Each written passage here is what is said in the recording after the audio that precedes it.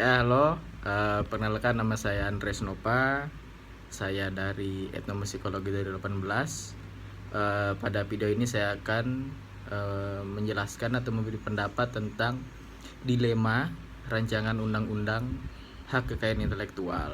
Nah, yang dimana di dalamnya itu ada pengetahuan tradisional dan ekspresi budaya tradisional. Secara singkatnya, pengetahuan tradisional itu adalah semua yang diketahui dan diekspresikan oleh komunitas tradisional yang meliputi ekspresi budaya tradisional.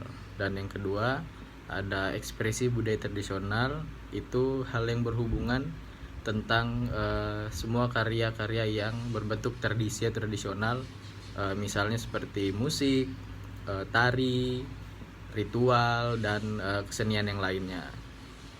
Nah, dari kedua ini terdapat perbedaan dan persamaannya masing-masing. Perbedaan dari pengetahuan tradisional dan ekspresi budaya tradisional ini adalah untuk pengetahuan tradisional ini berhubungan dengan karya-karya yang bisa dipatenkan.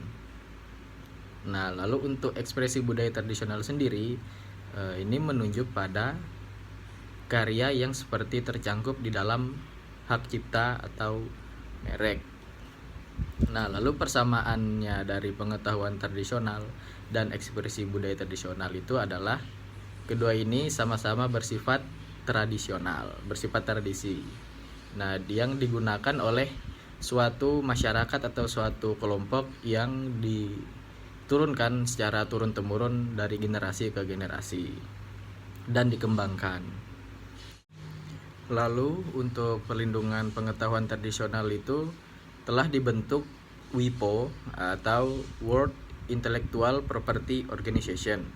Nah, ini organisasinya merupakan di bawah Perserikatan Bangsa-Bangsa atau PBB yang khusus menangani di bidang hak kekayaan intelektual. Nah, di Indonesia sendiri sudah ada draft rancangan undang-undang tentang perlindungan pengetahuan tradisional yang disatukan dengan ekspresi budaya tradisional itu tadi. Nah, RUU-nya ini bersih ketentuan yang memberikan perlindungan secara positif, karena memberi hak-hak yang memungkinkan masyarakat untuk mempromosikan, mengembangkan, melestarikan pengetahuan tradisionalnya, mengontrol penggunaannya, dan mengambil manfaat komersial dari hak yang dipatenkan oleh masyarakat itu.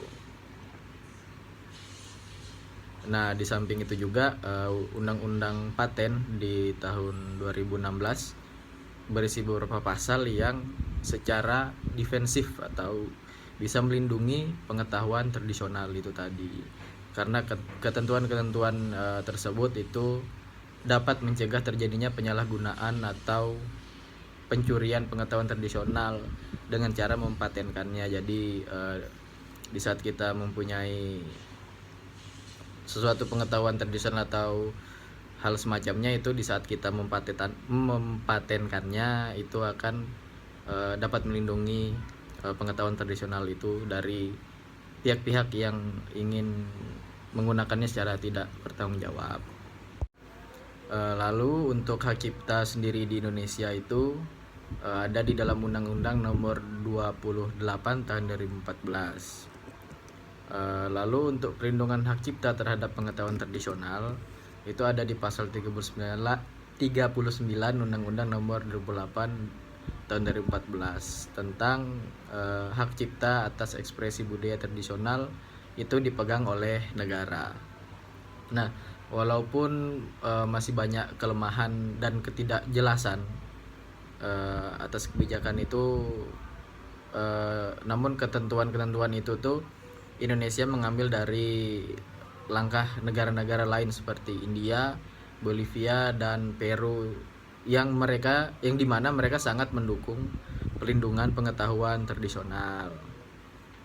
Untuk pendapat pribadi saya sendiri, tentunya ini bisa dikatakan PR yang sangat panjang bagi Indonesia dan pemerintahnya dalam menyusun undang-undang yang sekiranya benar-benar tepat bagi warga Indonesia, khususnya masyarakat yang bergelut di bidang tradisi seperti hak patennya, apa-apa saja yang dilindungi.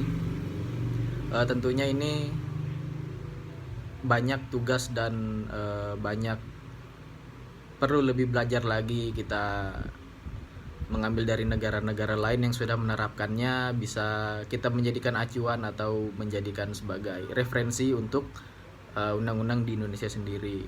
Ya, semoga di tahun-tahun kedepannya pelindungan untuk pengetahuan tentang berbau tradisional ini dapat terrealisasi dan dapat merata, sehingga tidak ada undang-undang atau pasal-pasal karet yang menimbulkan multitafsir, sehingga itu akan mensejahterakan para entah itu masyarakat yang bergelut di bidang seni ataukah ia berkesenian dan yang lain-lainnya. Ya, semoga dapat cepat terrealisasi dan sehingga masyarakat Indonesia dapat menjadi masyarakat yang maju oleh tradisi-tradisinya. Sekian pendapat dari saya, Andres Nova. Saya mohon maaf bila ada salah kata atau hal yang kurang berkenan. Sekian dan terima kasih.